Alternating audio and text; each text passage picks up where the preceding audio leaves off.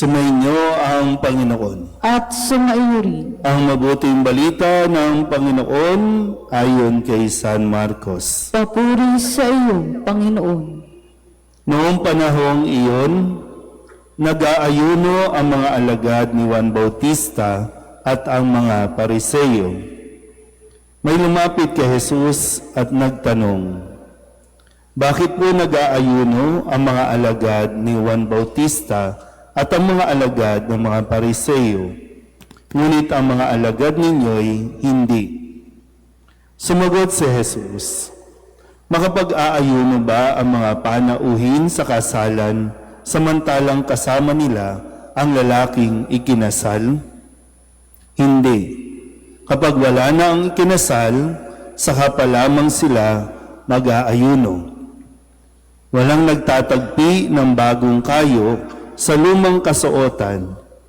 Pag-urong ng bagong kayo, mababatak ang luma at lalong lalaki ang punit. Wala rin namang nagsisilid ng bagong alak sa lumang sisidlang balat, sapagkat papuputukin ng alak ang balat.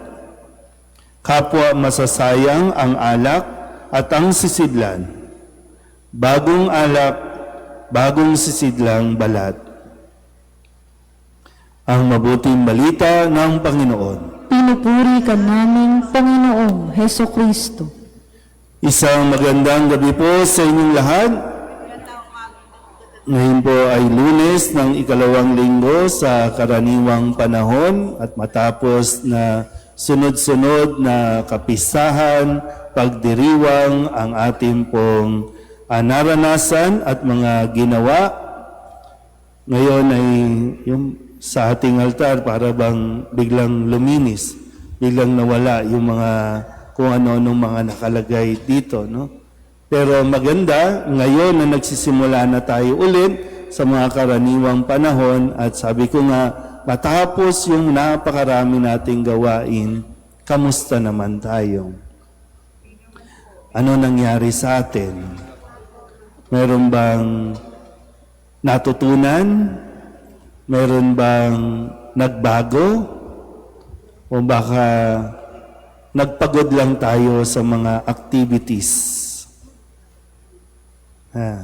Kasi maganda laging ini-evaluate natin yan kung nakakabuti ba ang mga pinaggagawa natin dito. Kasi baka madalas po, ito ang gusto nating gawin. O pwedeng, wala kasi tayong magawa sa bahay Wala naman kasi tayong trabaho. Kaya dito na lang tayo. Pero ano ba ang nangyayari? Naiiwan na lang ba ito sa activities, sa mga ritual, pero sa kalooban, sa pagkatao, sa pag-uugali, meron bang nagiging epekto ito at nakikita ba ito sa atin? Sa kadalasan, sa simbahan, kapag merong activities, meron ding away-away. Kapag merong activities, merong nagkakatampuhan. Pero, pwedeng sabihin, successful ang ating mga ginagawa. Di ba, masaya, magarbo. Pero tayo, parang nagkatampuhan. Natapos na yung activities, hindi pa tayo okay. At dadali na naman natin yan sa mga susunod na mga araw. Kaya mahalaga po na pinapaalalahanan tayo sa ating pong pagdiriwang ngayong araw na ito. Narinig ninyo yung kwento sa unang pagbasa na hindi kinatuwa ng Panginoon ang ginawa ni Saul. Kasi ang utos ng Panginoon, lipulin sila. Walang kukunin. Pero ang sabi ni Saul, sinunod ko naman yung sinabi ng Panginoon . Pero kinuha niya at inuuwi niya yung mga hayop in disguise na iaalay nila. Hindi naman sinabi ng Panginoon na kunin niyo yung mga baka, mga asno, at ialay ninyo sa akin. Wala siyang sinabi.